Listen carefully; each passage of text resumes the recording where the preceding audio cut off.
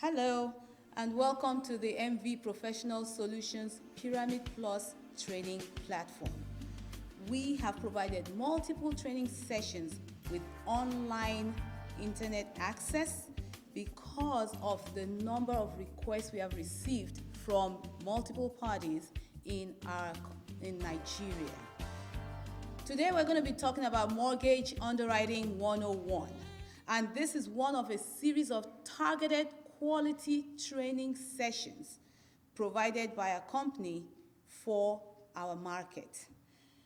The webinars in this series have all been very meticulously crafted to increase capacity in the Nigeria housing industry, because as many of you will know, this is something we're very passionate about.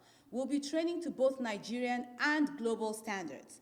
And it is our hope and desire that you will find value in this series and will endeavor to complete all the sessions. There are multiple sessions, and we hope you will complete them all. Please do not hesitate to reach out to us with any questions or issues regarding this or any of the sessions that you take part in. We also provide custom training.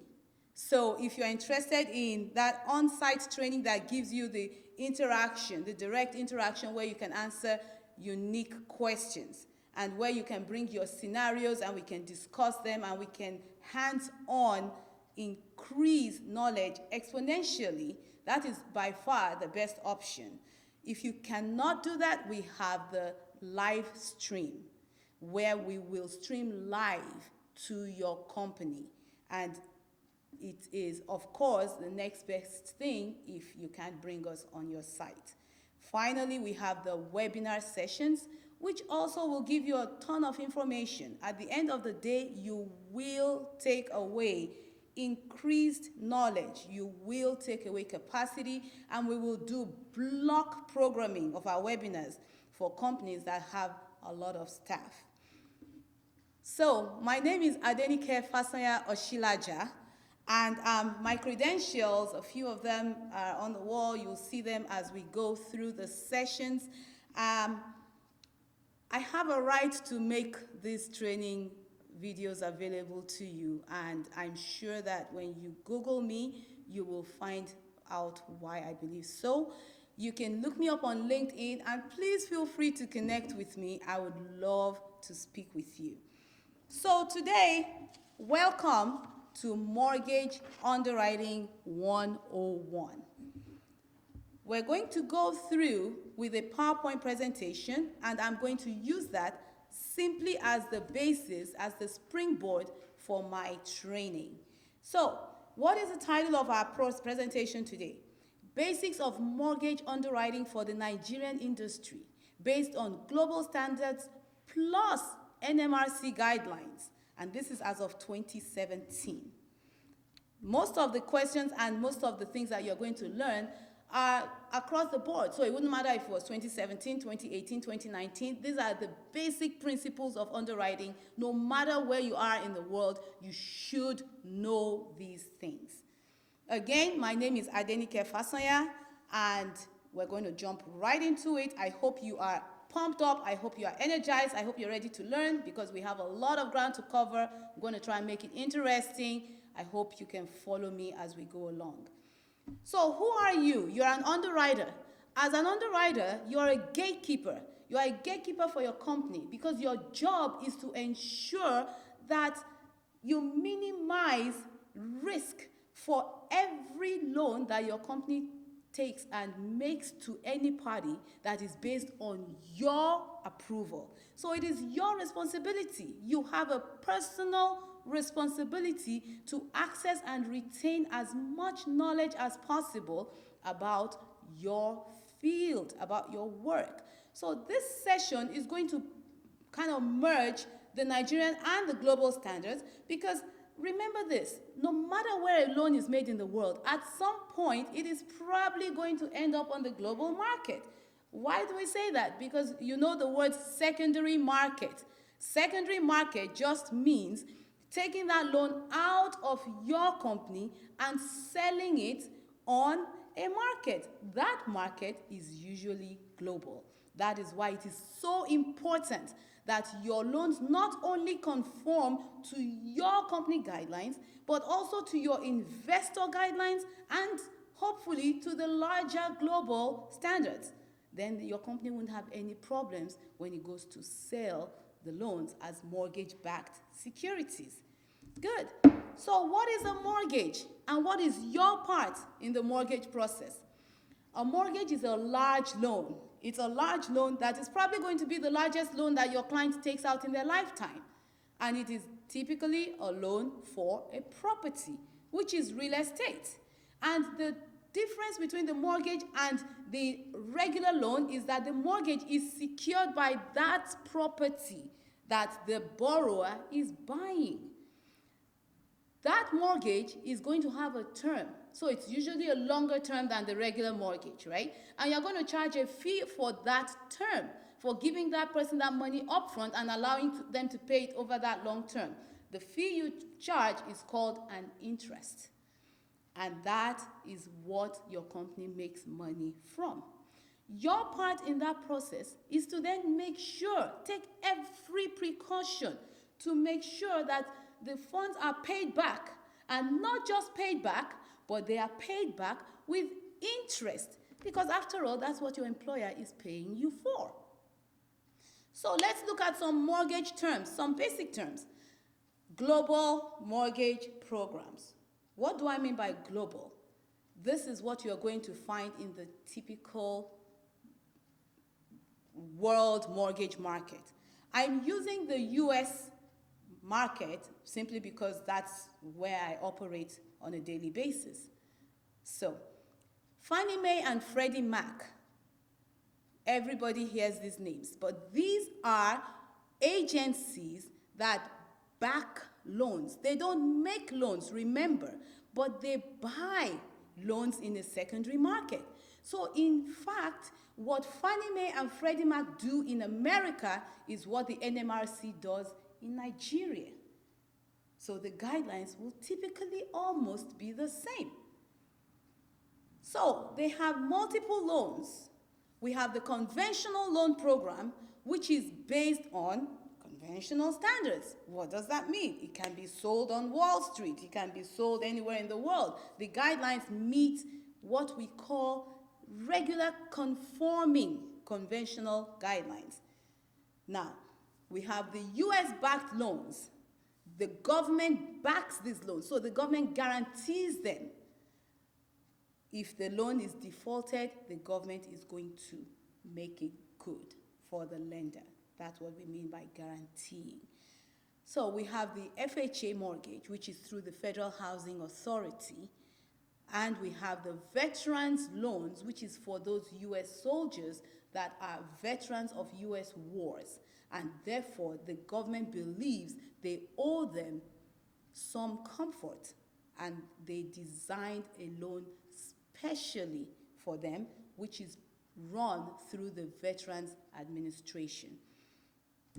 Now, we also have the subprime loans, what we call non-conforming. What does non-conforming mean? Fannie Mae won't buy it. Freddie Mac won't buy it. Somebody else is going to buy it, and there is a market for that. The subprime loan is typically going to have a higher interest rate, and there are people who prefer to put their money in the higher risk loans because they will get more money. It's a higher interest rate. The subprime loans were some of the reasons that are being used as an explanation for the housing crash that happened recently in the US market. So that's just something for you to know. We have multiple kinds of loans. So we have the fixed rate loan, which simply means the rate is fixed. What does that mean? The principal and the interest on that loan will never change. Doesn't mean other things won't change, because if taxes change, if your company decides to put an assessment, if the subdivision or the estate decides to add other fees, those can change the borrower's monthly total payment, but the principal and the interest will never change over the term of the loan. The adjustable rate, however, will change, which is why it says adjustable. It will go up or down depending on certain indexes that are in the market at that point in time. So it might be a 1-year adjustable rate, a 6-month adjustable rate, a 3-year adjustable rate, a monthly adjustable rate. Whatever you sign up for is what you're going to get. That is the adjustable rate. We have the balloon loan. What does that mean? It can be an adjustable rate, it can be a fixed rate, but at some point, you're going to have to stop the loan and pay the balance that is left over. So with a fixed rate loan, you're paying the same thing and you pay it over 10 years and you're done. With the balloon loan, you might have a fixed rate, but the loan might balloon in 4 years. At the end of the 4 years, whatever the principal is, the balance on that loan, you have to pay it. That's what a balloon loan is. You might have a prepayment penalty. So if I'm an investor, I want to make sure I'm getting 15% per year for the next 10 years. I might say to you, I don't have a problem with you paying me off in 3 years, but if you pay me off, I'm going to charge you 2%. You have the choice. You can pay off early and pay the 2% fee, or you can pay for the period and not have a fee. That is a prepayment penalty. Mortgage insurance simply insures the mortgage. If the borrower defaults and the loan goes into foreclosure, this insurance company is going to pay you whatever you lose on the deal. That is all that mortgage insurance is. We have flood insurance. If your property is in the path of a river, you need to make sure that your borrower takes out flood insurance, because if the river comes and washes the property away, somebody needs to pay for that property to be rebuilt. Homeowners insurance covers pretty much everything else. So the fire, the typhoon, the armed robbery, the roof falls in, these are all hazards of owning a home. And so insurance is taken out to cover the larger hazards so that you are not stuck with a property that you cannot sell. Good. So far, so good. I hope you're following me.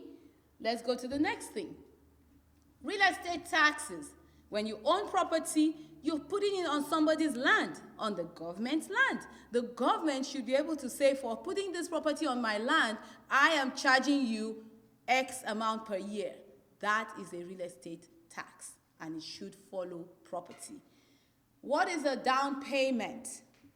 If you're going to buy a house, I might say to you, I am going to give you 80% of the value of the property.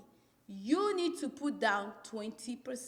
Whatever you put down is your down payment. So on a ₦1 million home, if the bank tells you that you can borrow up to 80%, that means when you approve that loan, you can only approve it up to 800,000 naira. You have to make sure that your borrower has 200,000 naira to put into the loan. What he's putting into the loan is the down payment. What is an appraisal? You call it a valuation, same thing. It is somebody that is certified going out to the property and saying, this is what your property is worth. So, if you have a ₦1 million home and the valuation company goes out and they come up with a 500,000 naira value, you have a dead deal. That is the function of the appraisal. It is to ensure that when you give that money out, you are giving out money on a collateral that is adequate to secure the money you're giving out. With every loan, you are going to have closing costs. When you go to the title company or to the attorney's office, there's going to be a fee. My understanding is that the attorneys in Nigeria are the ones that handle the closing process. So they charge a fee. It might be 2%, it might be 10%. Those are all closing costs. And then you're going to get title. And your job as the underwriter is to make sure that that title shows that your property doesn't have any problems now. So it's not like this seller has borrowed money from bank A, bank B, bank C, but you are not aware of that. That's what the title does for you. It goes back through the history of the property, not the seller, and it tells you everything that has happened to that property over a period of time. And if, God forbid, you put out a loan that you approved and it turns out that the borrower didn't have the capacity for the loan in the first place, they might end up losing the property through default. That process is what we call foreclosure. Foreclosure is when the owner's rights, which is your borrower's rights, are extinguished as a result of non-payment or other default of the contract for the purchase that you signed with them. I know I ran through that, and I hope that you were able to keep up with it, but you can always go back and read these things. I really want to get into the meat of the conversation. So you are an underwriter. Do you understand the process from start to finish in your company when a borrower comes in the door for a mortgage? There is what we call a flow chart. If any part of this flow chart is compromised or missing, you have a problem. So the person walks in the door. Hello, I want to buy a home. Your receptionist should be directing that person to a loan officer, or you might call them a relationship officer. That officer's job is to meet with the borrower, make them comfortable, give them all the assurances of what your bank can and cannot do, and take an application. They may also be the ones to take the initial paperwork on the loan. When they take all of that, that's step one. Step two is the compilation of the paperwork, which is what we call processing. So in-house, you have a processor or a clerk or an officer, whatever your company calls them. The person that is taking the application and is collecting the data, getting the pay stubs, getting the appraisal, the valuation, getting the survey, getting the governor's consent. That person is a processor. Good. When they're done, it comes to you, the underwriter. You are going to evaluate the whole file. You're going to evaluate the borrower and you're going to evaluate the property. From there, when you're done, it goes to the quality control department. The quality control department is going to make sure that everything you put together is acceptable to your investor. So your job is to put together an underwritten file that will pass quality control. Once it's done from there, your borrower is good. They're ready to close. They go to the closing department. The closing department handles the closing. They get their keys. They get their money. You are all happy. And then you go to post-closing. Post-closing prepares the file to be sold to your investor or to the secondary market. And after that is done, it goes to the secondary market department who actually effect the sale to your investor. So this is the flow chart from start to finish for any mortgage. And it is my hope that your organization is following this methodology, because once you put it in place, once you have a policy, and it should be in writing, that sets out each and every one of these steps, you're just rinsing and repeating. You rinse, you repeat. You do the same thing over and over again, and you should get the same result over and over again. So now we go to the underwriting process. You are an underwriter. What should you be looking for when you open a file? We call it the 3 C's. C for cat, C for chair, C for cake. 3 C's. For every borrower, you want to make sure that they have capacity. You want to make sure that they are a good credit risk. And you want to make sure that the collateral, which is the property they're buying, is capable and up to your standards for your investor guidelines. Notice I keep saying investor guidelines. Investor guidelines are the most important part of what you are following, because if you do not follow the guidelines of the person that's giving your company the money to loan, they're not going to buy that loan. And if they don't buy that loan, your company will not have more money to lend to the next person. The job of the mortgage company is really recycling money between the secondary market and the retail market, which is the consumer. Your job is to ensure that that flow is not interrupted because you did not adequately risk your file. You did not adequately analyze your file and you missed something. Good. So, capacity.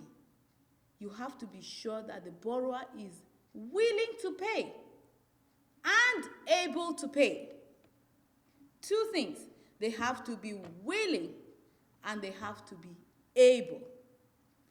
You can't determine just by meeting a person if they are willing, can you? No, you can't. But you can determine that they are able to pay. Those 2 things make capacity. You have to be able to assess your borrower properly and thoroughly to determine their financial capability. If the borrower cannot pay their loan, you just made a bad choice. You just approved a bad loan, and therefore your company is going to lose money, which impacts your performance as an underwriter. Good. So what do you start with? You should be able to evaluate a series of things. When you open the file, you're looking for certain things. What are those things you're looking for? Number 1, stability, stability, stability. Everything should show some stability. Employment should show stability. Income should show stability. A savings pattern. How do they manage their money? It should show some stability. Even their renting, what are they doing? How are they living right now? What kind of debts do they have? How do they manage their debts? All of this you are reviewing and you are analyzing, and the question that should be at the back of your mind with every single step is this stable? Is this a stable borrower?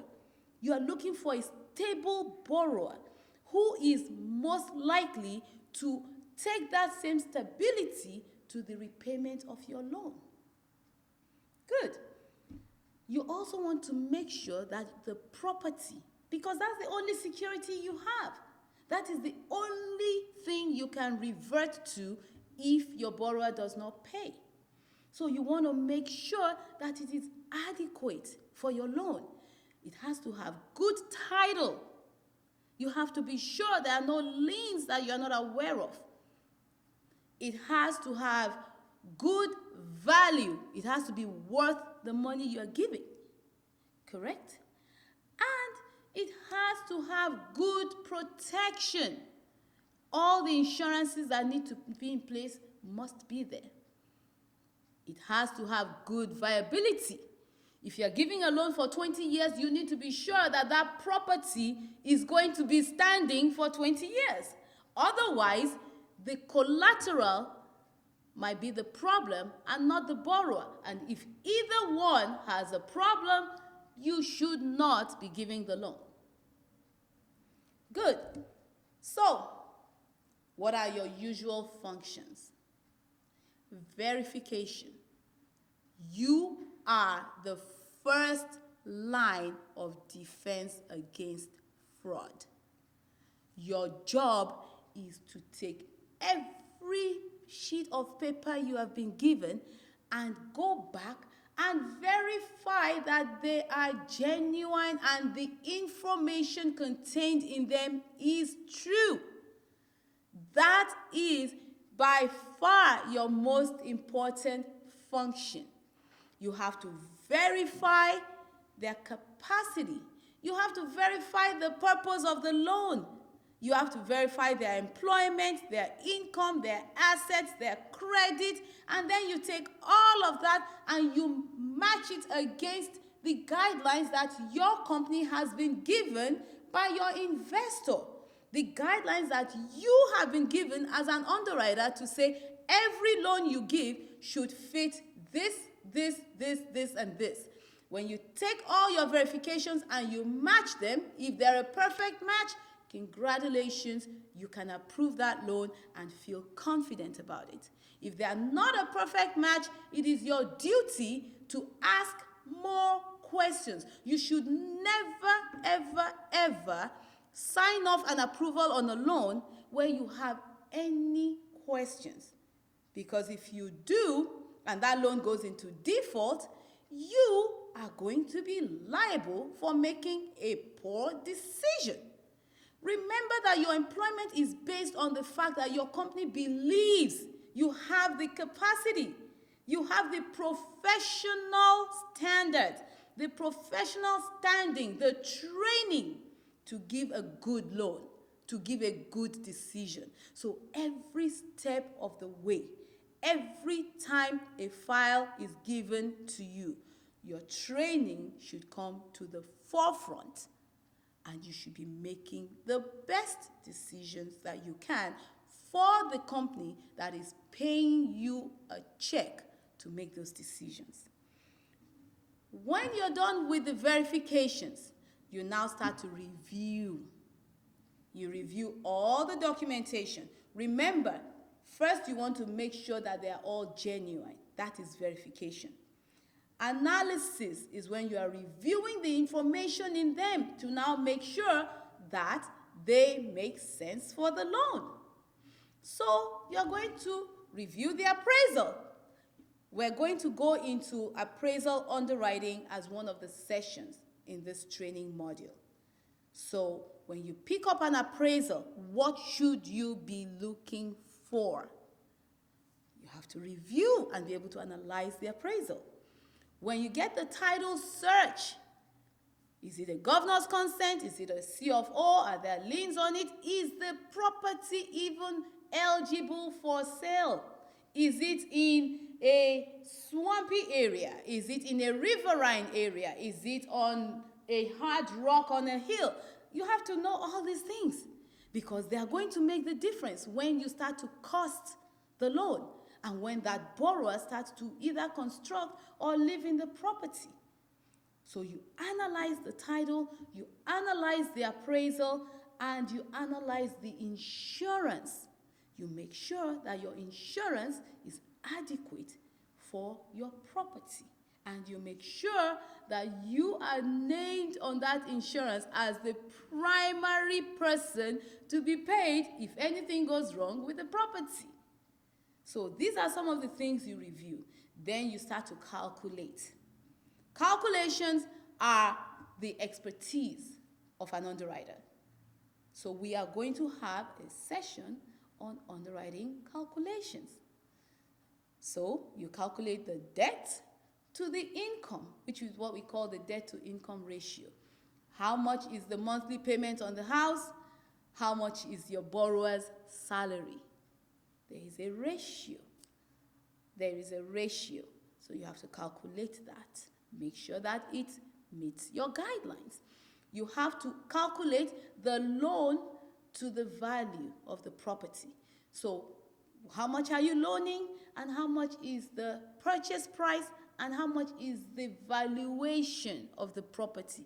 These are mathematical calculations, and you should know how to do them. You have to be able to calculate the adequacy of the insurance protection. What is the coverage on the insurance? What is the rebuild value? The rebuild value, not the market value of the property. So if that property caught fire and burned down, how much would it cost to build it back? That is a calculation, and you should know how to do it. When you're done with all of that, you now put all your findings together. When you've done all the verifications, done all the analysis, done all the calculations, you reach a decision. That decision should have documented reasons for you reaching it. And those documents should be included in your file so that anybody, it doesn't matter if it's your direct supervisor today or the direct supervisor that is employed in 10 years, when they pick up your file, they should be able to take it from 1 to 100 and fully understand why you reached your decision. So document, document, document. My background is in law. The first rule of evidence is that written evidence trumps all. So you put everything in writing, every reason, every decision, every calculation, every request you make for more documentation, every additional paperwork that is generated, you should put it all in writing and put that with your file. Then you can sign off on it and say, I believe I made a good decision. While you are doing that, pretend that your file has been selected for audit. Typically, in the US, companies will audit 30% of their files. For every 10 files, they are going to audit 3. And they random select. They don't say, oh, I want you to know I'm coming to audit. No. They wake up one morning and they say, we're going to audit 3 files. And they put all the files in a hat and they pick out 3 names. So every time you work on a file, pretend that your file is going to be one of those 3. Prepare your file as if it is being prepared for an audit. A complete file is what marks the difference between a good underwriter and a poor underwriter. A complete file shows that you are an expert. And who is an expert? An expert is somebody that has mastered their craft. So when you're going to apply for a job and they say, we need you to be an expert, they are looking to make sure that you don't just know your work, you are a master. You are at the top of the pile when it comes to that work. And that should be your goal, because in everything you do in life, excellence should be your mantra. Nobody is looking to pay a mediocre underwriter. What you provide your employer is going to determine how much value they place on you, which is going to determine how much they offer you as a pay for what you do. So let's get a little deeper into some of these things that I talked about. Number 1 job for your underwriting table where you get the file. Verifications. Let's talk about verifications. When you're going to verify, what is the first document you need? Your guidelines. Your guidelines. Your guidelines are going to tell you, we need somebody that has this kind of job. We need somebody whose payroll looks like this. We need somebody who has been on their job this number of years, this, that, and the other. Get your pencil and start checking the mark. Because if you miss any of those, your loan is not going to be able to be sold. And your company is going to be left holding the bag. They will have to carry that loan. I guarantee you they do not want to carry that loan. Your job is to make sure they do not carry that loan. So, make sure that your borrower has the identity. Is that person's name even real?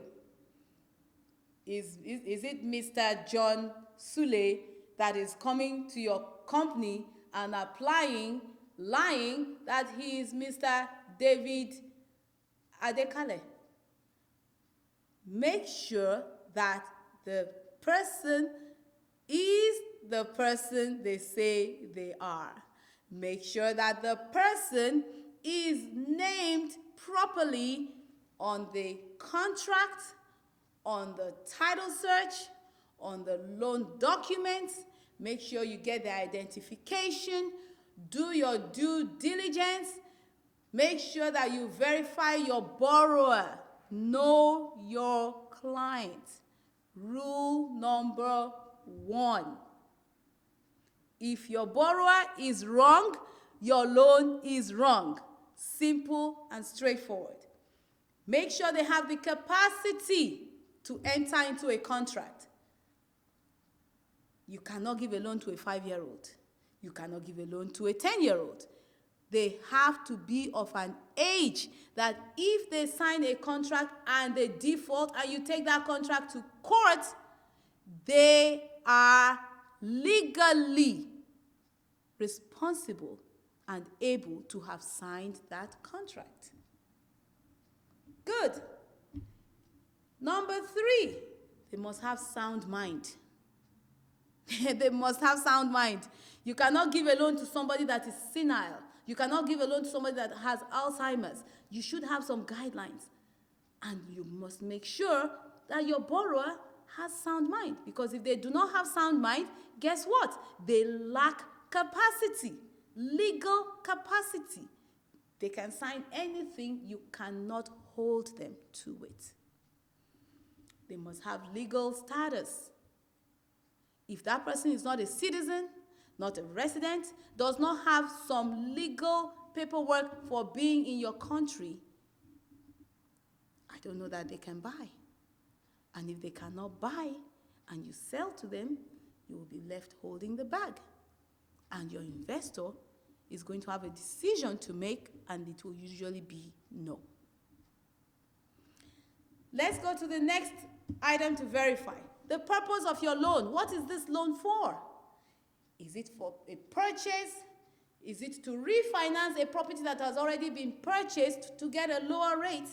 Is it to take a loan out to fix the property, to rehab the property, so that you can increase the floors, so that you can update the property, so that you can take a mansionette and make it into flats and get more tenants? What exactly do they need the loan for? And does their purpose match your guidelines? Now, after that, is the property going to be owner-occupied? Are they going to live in the property, or are they going to rent it out? You have to be very careful with that, because that affects everything, even including the insurance. If you are renting out your property, you should not have access to owner-occupied financing loans. And you, as the underwriter, are the only one that can guarantee that that doesn't happen. Because, look at it this way. If I own a property that I live in, and I own a property that I rent out, if I have a financial problem, which one will I stop paying first? It is the rental. So if I come to you and I say I'm going to live in the property when in fact I'm going to rent it out, and you don't catch that, your risk is increased.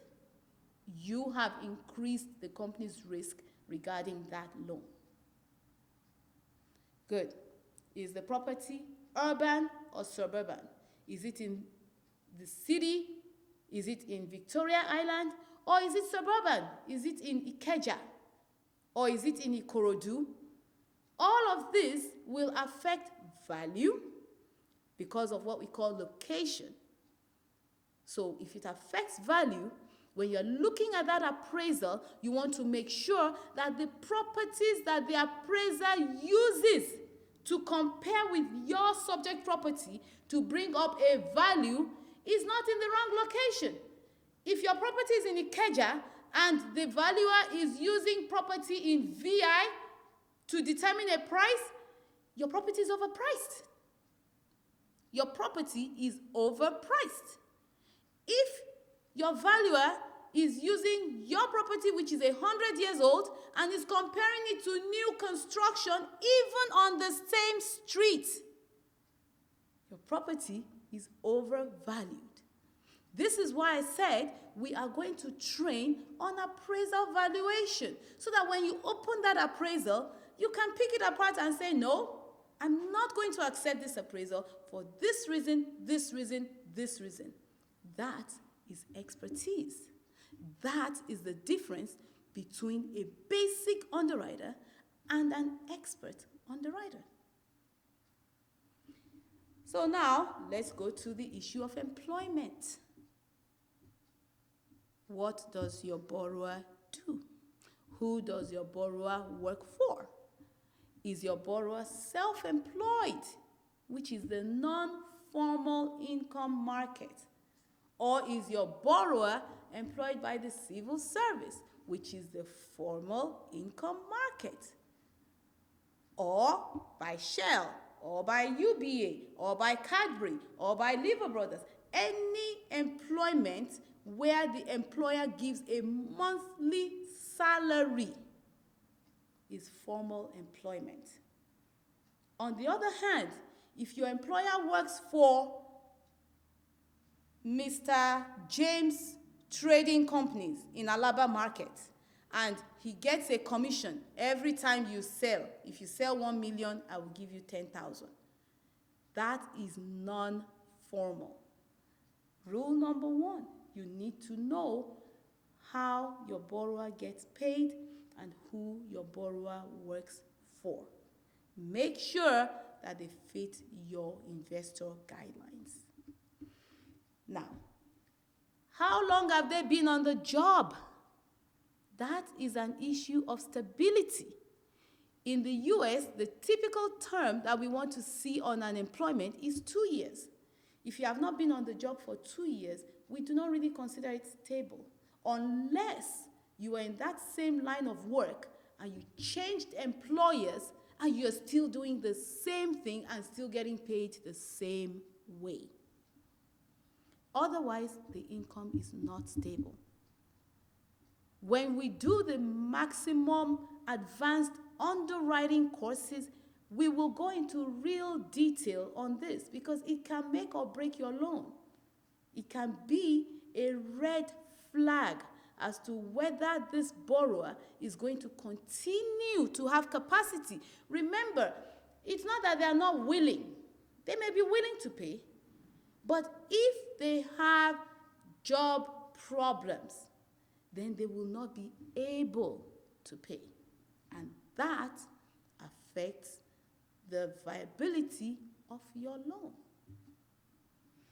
So, what is the possibility of their continued employment? You have to ask the employer. You have to ask the employer. The employer has to be happy with the borrower.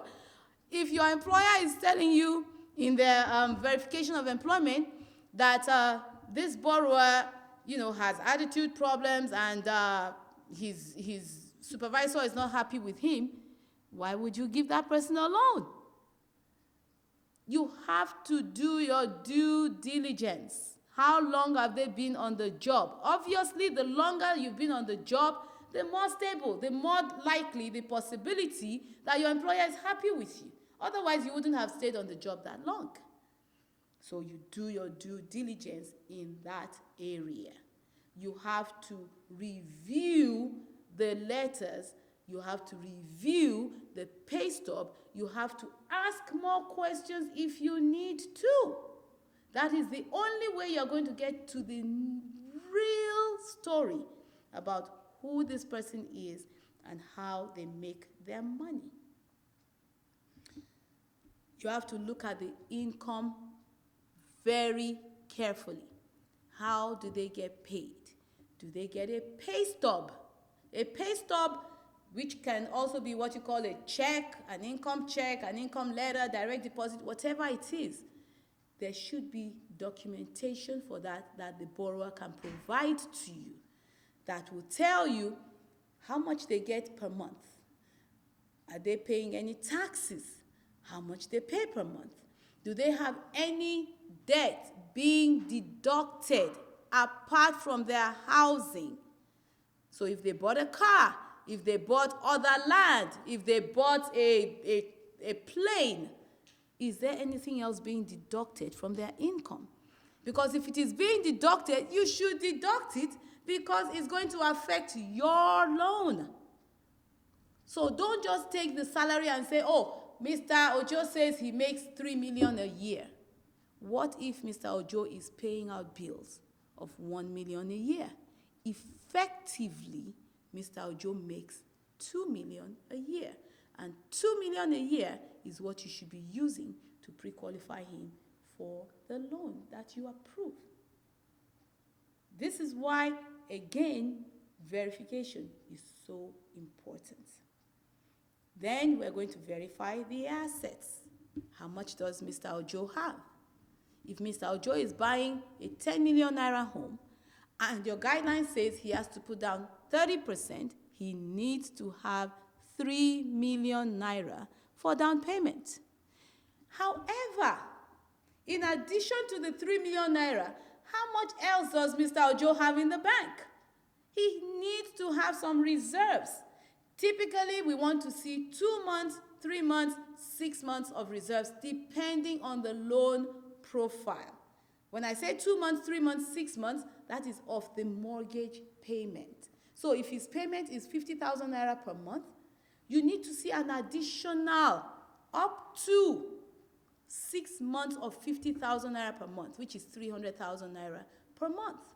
So the more money Mr. Ojo has left over after his transaction, the better Mr. Ojo should look. In addition, Mr. Ojo is going to have closing costs. He's going to pay for governor's consent. He's going to pay for survey. He's going to pay for valuation. He's going to pay the attorney fees. He's going to pay the land management fees. He's going to pay the estate fees. Whatever other fees Mr. Ojo has, you should be able to calculate all of those fees. Make sure that he has his 30% down payment, plus all of those fees he needs for closing, plus the additional reserves up to 6 months, depending on what your guidelines are. That is the only time that we can say Mr. Ojo has the assets to qualify for the loan. If Mr. Ojo has a great job and the property is a great property, but he does not have the money to consummate the loan, really, you don't have a loan. You need to suspend that loan and let your loan officer know that Mr. Ojo is short. He does not have enough funds for the loan. He needs 4 million naira. He only has 3 million naira. He needs to find 1 million naira more. And then you go through the process of increasing the funds. And then when they bring that back, and that is adequate, and it meets the proper process for your guidelines, then you pick the file up again. And you review the whole file all over again. And you analyze the whole file all over again. And you verify the whole file all over again. And then you can say, yes, I am an expert and I made an expert decision. And congratulations, you have a loan. So, we're going to look at the credit history. Credit is relatively new in Nigeria, but that's okay, because as we continue to build this database, it will only get better. So, we understand that there's some trepidation, there's a fear of credit, because the credit system right now is really just database driven. But that's okay. There's still credit somewhere. You should still check it. you should still look into this borrower. Does this person have excessive debt? Do they have too much debt? Do they pay their debts? Do they pay their debts? Do they have the capacity to continue to pay their debts? These are all things that you have to review, you have to analyze, and then you put it together, and you can say, yes, I can stand behind this approval that I just issued.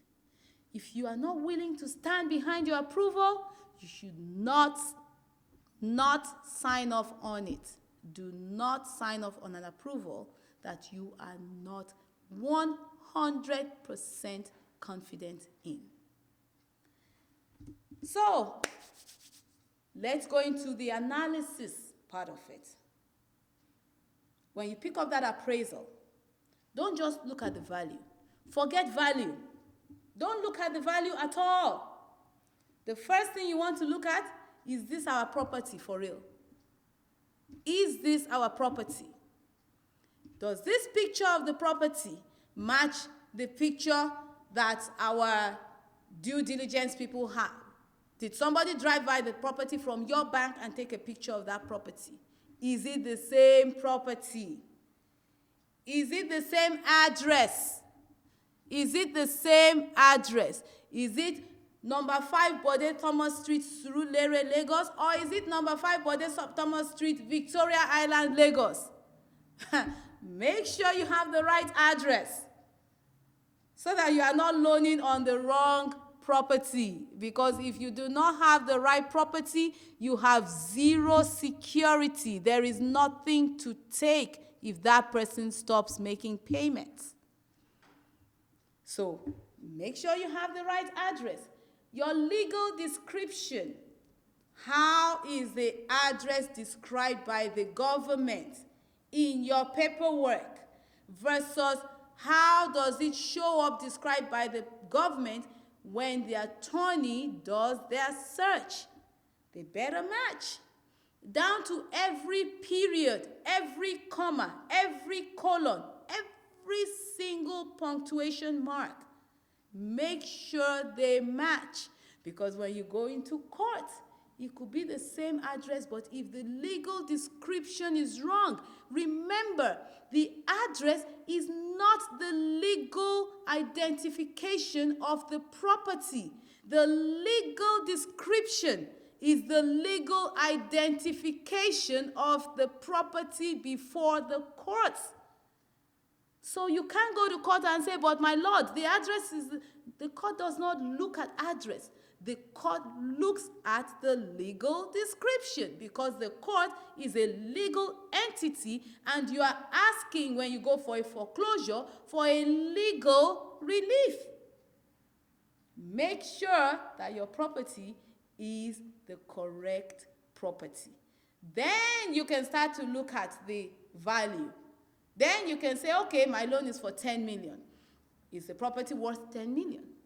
Then you can say, okay, yes, this guy says the property is worth 10 million, but what is he basing his findings on?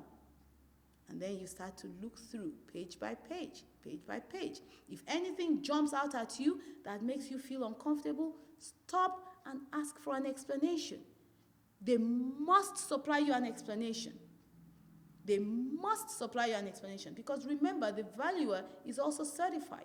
So he has paperwork showing an expertise in his area. He should be able to stand behind every sheet of paper he produces to you. Title search. Make sure all your government approvals are there. Rule number 1, right?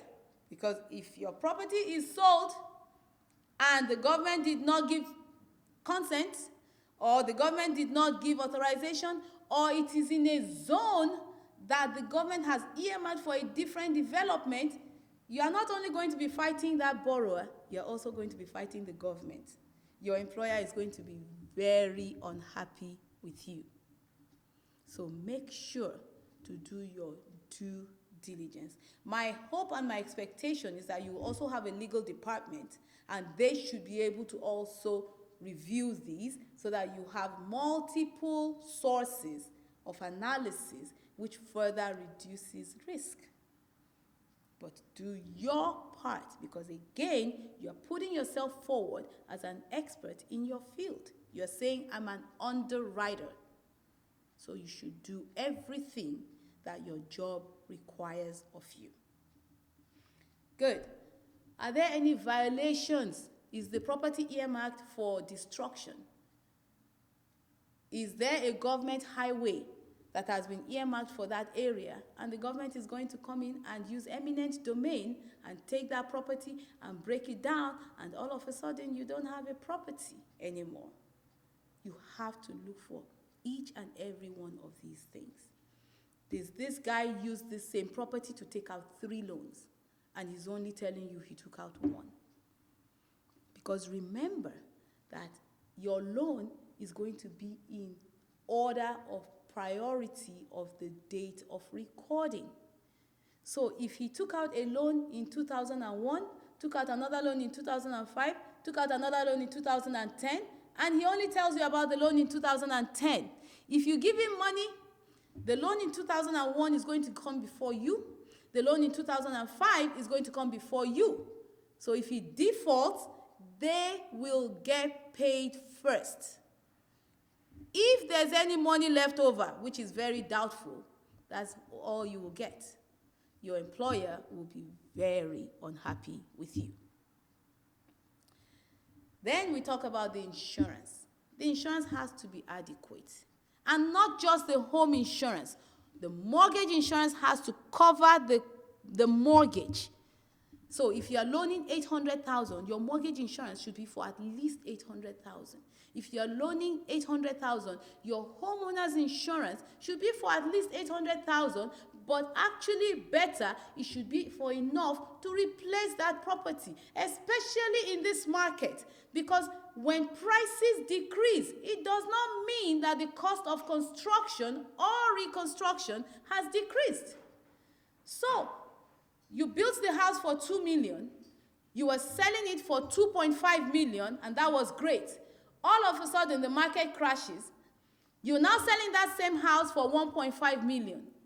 If that house burns down, it's still going to cost you $2 million to build it. You need to have enough coverage to rebuild that property in case of total destruction. That is what insurance is about. Don't just look at the insurance. Look at the company behind that insurance. Make sure that this is a company that has a reputation for paying out when there is a claim.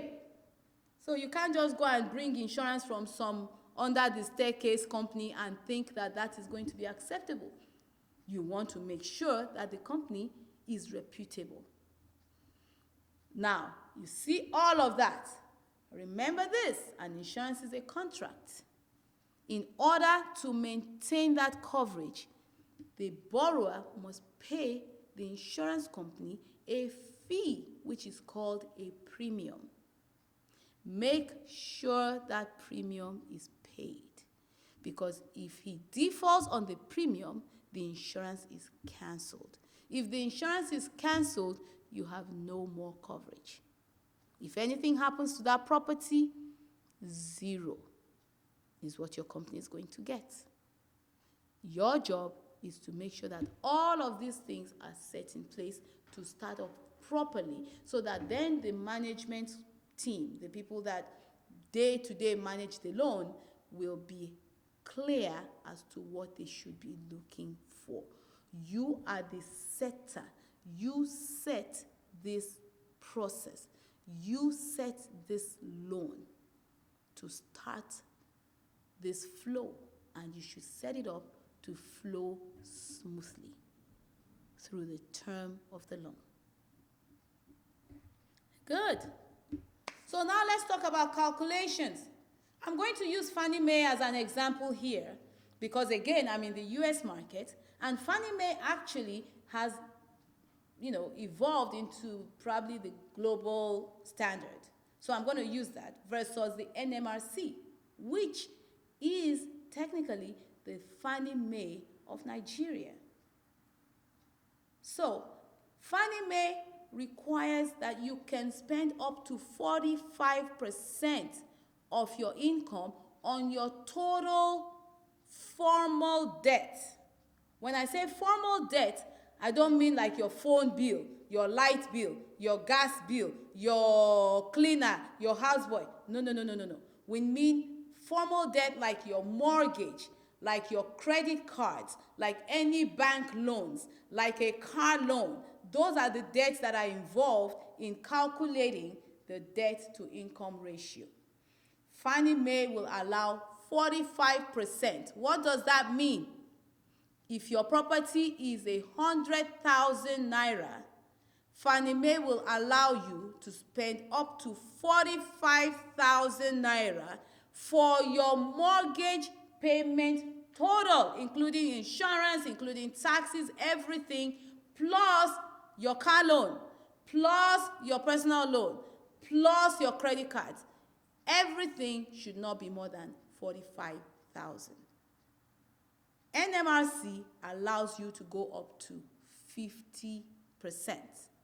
So NMRC will let you spend up to 50,000.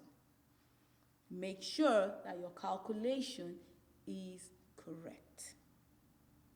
If you go outside of that boundary, you cannot sell your loan.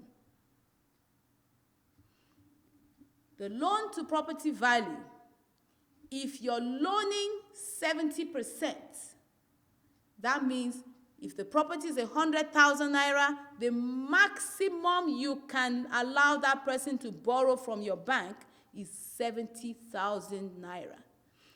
They must come up with 30%, which is 30,000 naira.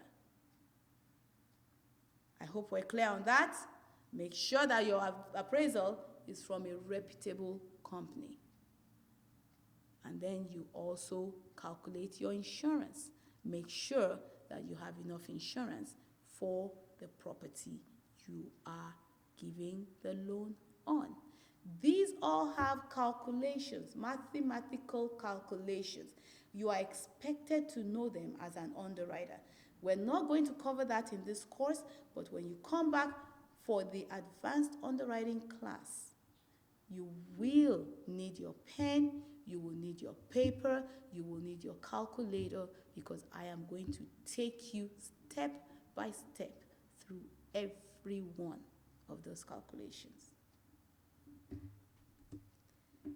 Documentation, make sure it is always in writing. Always in writing. And you should always sign off on it. In fact, in some companies, they tell you, you not just sign off on the last page, you should initial every page so that you know this is the paperwork that I put there. Typically, you should have an ID number, and your company should ask that you put your ID number on your decisions, because that's how they will be able to find you easily. If you don't have an ID number in your company, that's fine. I think you should, but if you don't, that is fine. But make sure that you have all your documentation, put it in writing, make sure you have explanations for each decision. When you say, okay, this is why. Income, okay, why? Collateral, okay, why? Assets, okay, why? You should be able to explain each and every decision. You should be able to address any unusual findings. So, this person, total debt income is 51%. However, I approved this loan because he's buying a 10 million naira home, and in our bank, he has an account that has 20 million naira in it. Simple decision. You should note that on there, and then minute your supervisor on that file and say, my dear supervisor, I am approving this loan for this reason. Please take a look and see if you agree with me. That is called a secondary signature. Anytime that you are approving a loan that has anything that is the slightest bit off from your investor guidelines, get a secondary signature from your supervisor. That is going to protect you, and it is going to protect your organization. So, whenever you are doing these loans, make sure to show transparent impartiality. One of the saddest things for those of us on the outside looking in is when we hear that loan officers and underwriters can be bribed, can be given some incentive to approve loans that they know they should never have approved in the first place. You should not allow your name to be on that list. You should not allow your reputation to be tainted by the slightest suspicion of unethical behavior. So you make sure that when you underwrite your files, you underwrite justly, fairly, and impartially. It should not matter whether it is the president that is taking that loan or whether it is the janitor that is taking that loan. The guidelines have no status. They are no respecter of status. They are no respecter of person. They are no respecter of tribe. They are no respecter of family name. You fit in as a human being or you do not. Simple and straightforward. You owe your company, you owe your industry, you owe your nation, and you owe yourself the duty to make sure that the loans you approve are not tainted by the suspicion of impartiality. Do your due diligence. Do your due diligence. Don't assume that just because Mr. Ojo and Mr. James both work for Shell and both work in the same department and both make the same salary, don't assume that they are equal credit risks. You underwrite Mr. Ojo on his profile. You underwrite Mr. James on his profile. Mr. Ojo might get approved. Mr. James might not. That is your job. It is to sort out the wheat from the chaff. And you should be able to do it consistently and every time. So, you might get audited. It's a roll of the dice. Your file might be one of the files that will get audited. Always be prepared to defend your file. Always be prepared to defend. You should know your file inside out by the time you're done with it. If you get woken up from your sleep and they say, tell me about the income for Mr. Ojo's file, you should be able to do that. After all, you're an expert. You should be prepared to always defend your file if it is selected for audit. Now, if you do get a memo and they say your file is one of the ones selected for audit, make sure to provide all documentation, but only what is requested. And why is that? Sometimes too much information can confuse the audit process. Give the auditor what they ask for. If they need more information, they will come back to you and you will provide it again. However, you cannot hide documentation. If you've made an error, you better own up to it. Because the difference between a mistake and covering up a mistake on purpose is that one is a mistake, the other one is fraud. One is civil liability, the other one is criminal liability. One might mean you lose your job, the other one will mean you're going to jail. So understand the repercussions of whatever actions you take. And be prepared to speak in defense of your file. And when you defend your file, you should stand strong. If you believe you put that file in properly, you should be able to defend that file strong and say, no, don't be discouraged. Don't be intimidated. This is your area. This is your expertise. You can do it. And disclose all findings, remembering that you owe your company the duty of full disclosure. So now, let's look at some of the most common underwriting problems you're going to come across. Because remember, if every file was smooth sailing, the company would not need you, right? So you are happy because your job is to solve problems, and files come with problems, which is why you are needed, which is why thankfully you get a check. So let's look at 3 of the most common underwriting problems you're going to come across. Number 1, always, whether you are doing a loan in Rome or in Australia or in America or in Nigeria or in Ghana, your number 1 problem is always going to be collateral, the property. If there's any big problem, the biggest problem affecting your loan is going to be property. What do I mean by that? You have a great borrower profile. This guy has money. He has a great job. He makes great income.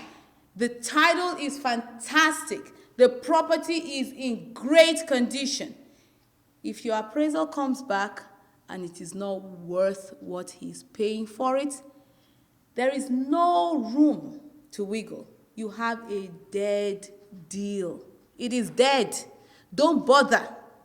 Do not continue that underwriting process because it is a waste of your time. It is a waste of the money that your bank or your company is paying you for your job.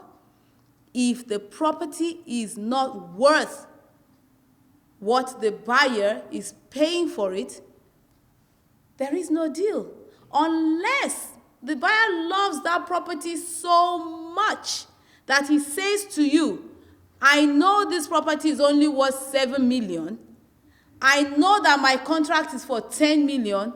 I don't have a problem bringing that additional 3 million in cash because I love this property so much. So your loan, your 70%, the calculation is going to change. Instead of you giving 70% of 10 million, your loan is now going to be 70% of 7 million. Because remember, your loan is based off of purchase price or valuation value, whichever is lower. Whichever is lower. So it does not matter what the purchase price is on the contract. If that valuation comes in and it comes in lower, you have to cancel your initial calculation and now recalculate based on the valuation value. So if you are giving 70% of 7 million, instead of your loan amount being 7 million, it's now going to be 4,900,000. That is 70% of 7 million naira. I hope you understand that because that is very important. Income. If the income documentation is showing a lack of stability, that is a common underwriting problem. So if your borrower says, oh, I work for ABC company and my salary is 300,000 naira per month and I am a salaried employee, and the employer sends a letter of introduction and they say, yes, Mr. Ojo is a salaried employee. But then, when you ask for Mr. Ojo's pay stubs, you find out that XYZ company has not paid Mr. Ojo for the last 4 months. You do not have stable income. You cannot give the loan. You cannot give the loan. If you find out that XYZ company pays Mr. Ojo his salary today, and then they don't pay him for 2 months, and then they pay him 3 months later, you do not have stability of income. That is a common underwriting problem, especially today. It is affecting even civil servants, because we are reading of governments that have not paid their civil servants for 8 months. How can you give that person a loan? Please do not be fooled by the job or by the title. No money is no money. No money means no money to pay your loan. That is a common underwriting problem. And the third big problem is fraud. Not lack of money, fraud. If somebody brings somebody else's identity to buy property, if they claim that they are Mr. David when they are Mr. Ojo, you have a dead deal. If they bring pay stubs showing that they are receiving salary every month, when in fact they are not, and you are not able to figure that out and say, what bank do you pay your salary into? Let me see those bank statements. If you cannot figure that out, that is fraud. If they are conniving with the seller of the property and they are bringing you a purchase price of 10 million, knowing that the property is 7 million, or if they know that the borrower has other debts and they are covering it up, that is all fraud. You are your company's gatekeeper, the first gatekeeper. It is you, then legal, then quality control, which is also audit. So fraud will stand as one of the most common underwriting problems. Anytime you suspect fraud, don't continue that file, please. Do not continue that file. Because if you suspected it and you continue the file, you will carry the liability. You must suspend the file. You don't need to deny the loan yet. Suspend the file unless you have clear proof of the fraud, then you deny. Whichever route you go, once it is done, make sure to minute your superior or superiors, whatever the chain of command is. Your company should have a process for quality control problems. Make sure to follow that process and report and say, I suspect this with this file. Make sure to do it so that you don't run the risk of suspicion of being in cahoots, in connivance, of being a part of the fraud. Your job is one of due diligence, which means it's pretty much fiduciary. You owe your employer a duty. And therefore, if you miss on that duty, you have a problem. Good. We're doing very well. I hope you're not exhausted. I know I put a lot of information out there. I hope it was cogent information. Please take time to go through this one more time, 2 more times, 3 more times. Take it in, and then make sure to go and register for 102. And when you finish 102, register for 103. That's why we call it a Pyramid Plus, because each session is a building block that is going to increase your capacity, not just for your job, but it will make you even more marketable, and you will be an asset to your employer. So let's compare. Again, I'm going to use Fannie Mae from the US, and I'm going to use Nigeria. Some forms, some documents, because we call them different names. So when you hear it or when you see it requested by NMRC, or when your investor is an American entity or follows American guidelines and they give you a list of paperwork, don't look at it and say, okay, I don't know what this one is. Today, I'm going to teach you some of those. So the first one is employment. To verify employment in the United States, we have what is called a verification of employment form. This is a form that has already been put in place. It asks different questions. So the employer has to go in and fill out all of those questions and sign off on it and certify that this is the truth. The employer in America is not allowed to give that form to the employee, who is your borrower. The employer must send that form directly to you. You send it to them, they send it back to you. At no time is it allowed to go into the hands of the employee. In Nigeria, you have the letter of employer introduction. The employer does a letter saying, this is our employee, this is his salary, this is his job, and this and that and the other. Another form that we talk about is the valuation. In the US, it is called an appraisal. The lender orders the appraisal directly from a certified, licensed appraiser, and it is delivered directly to the bank. The borrower is not allowed to be any part of that process except that they must pay for the appraisal. And when they pay for the appraisal, they have a right to a copy of that appraisal. In Nigeria, you do a property valuation, which you request from a valuation company. So when you hear appraisal company, valuation company, same thing, different name. I believe in Nigeria, the borrower orders the valuation, but when it comes, it is in fact the same thing as an appraisal.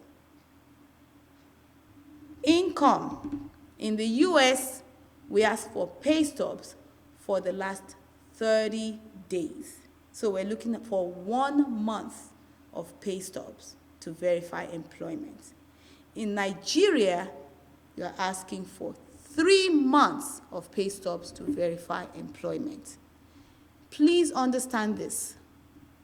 When you have 2 guidelines and one gives less time than the other, or one has less requirement than the other, you must always conform to the most restrictive guideline.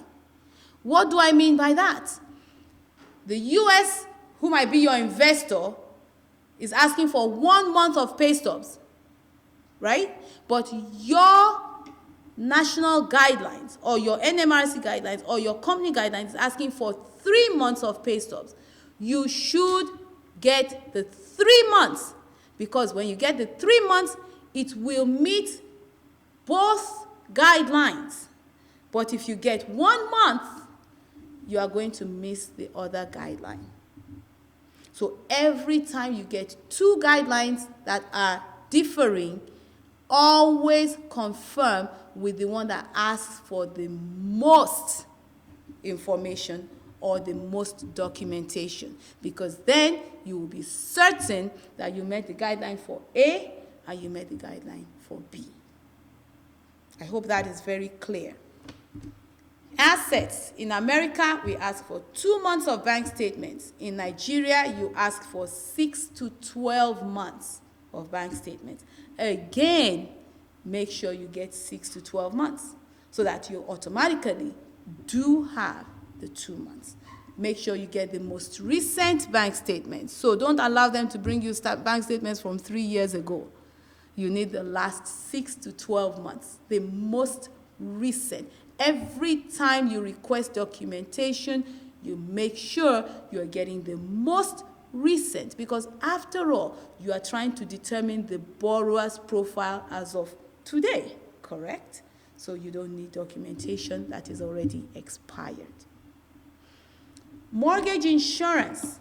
In the US, in order for you to be charged a fee for mortgage insurance, you should be putting down less than 20%.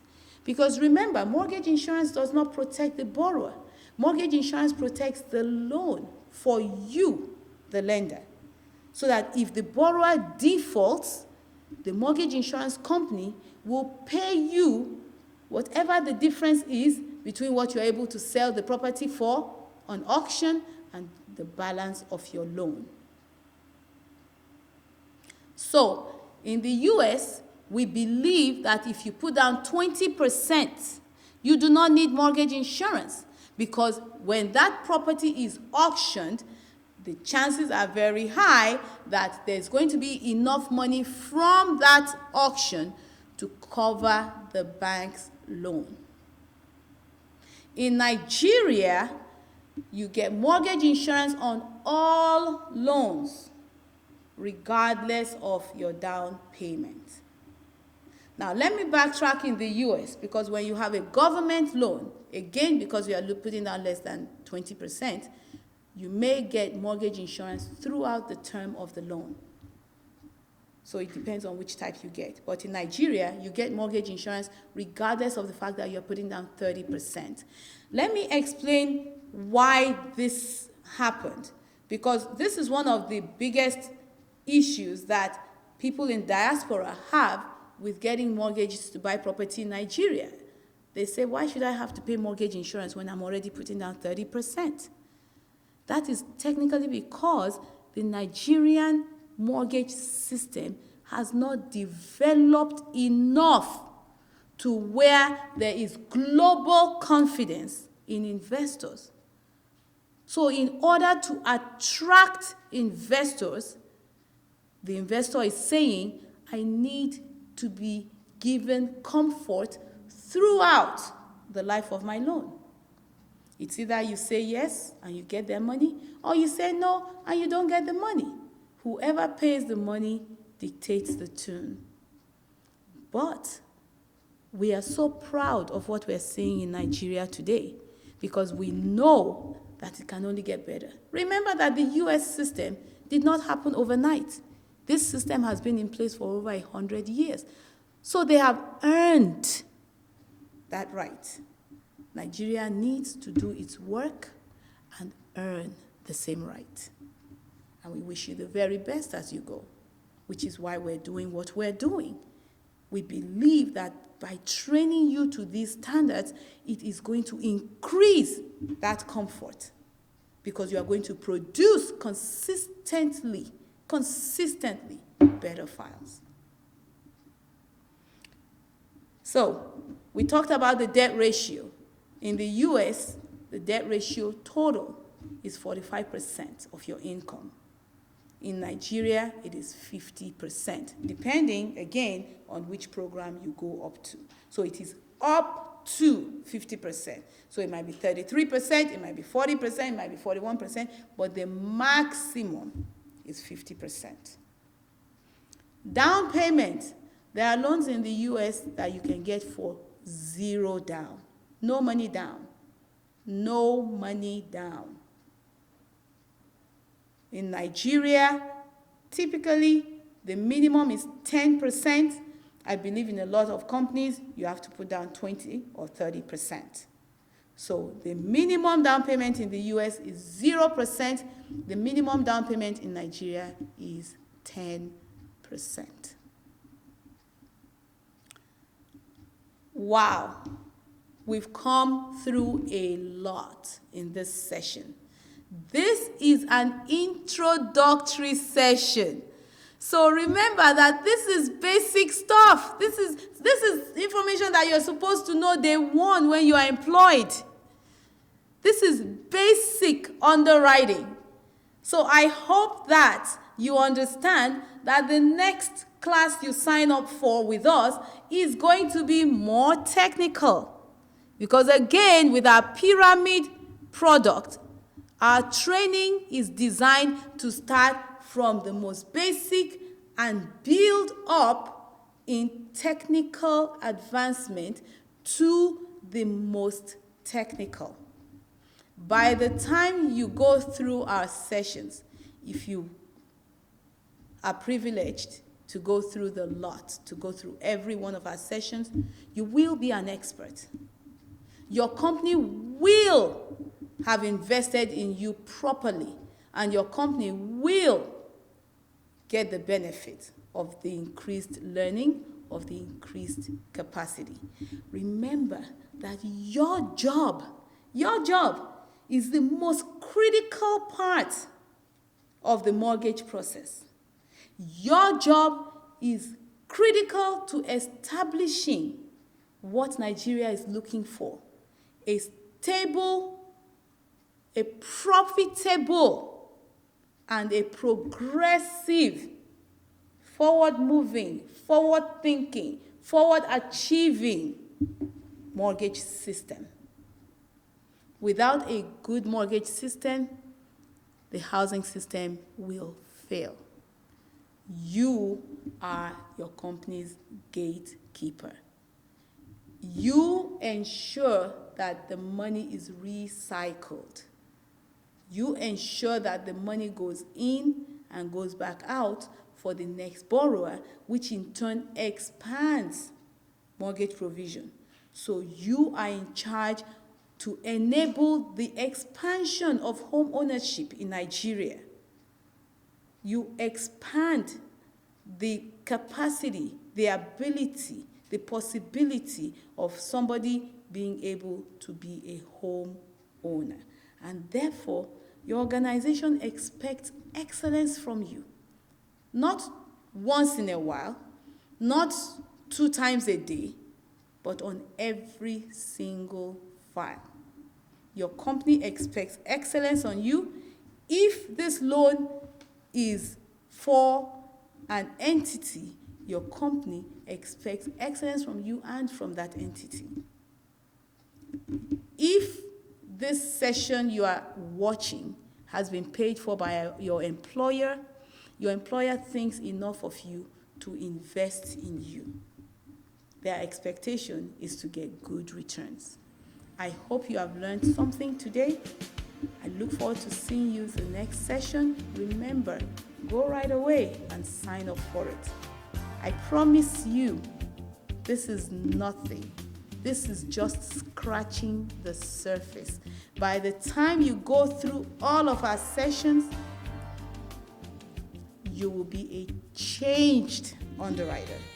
As a matter of fact, hopefully, you will be a better underwriter. It's been great spending time with you. Please email us with any questions. Go to our website, mvprofessionalsolutionsinc.com. Email any questions you may have on this session. We will respond. We will answer your questions. Have a wonderful day. Bye-bye.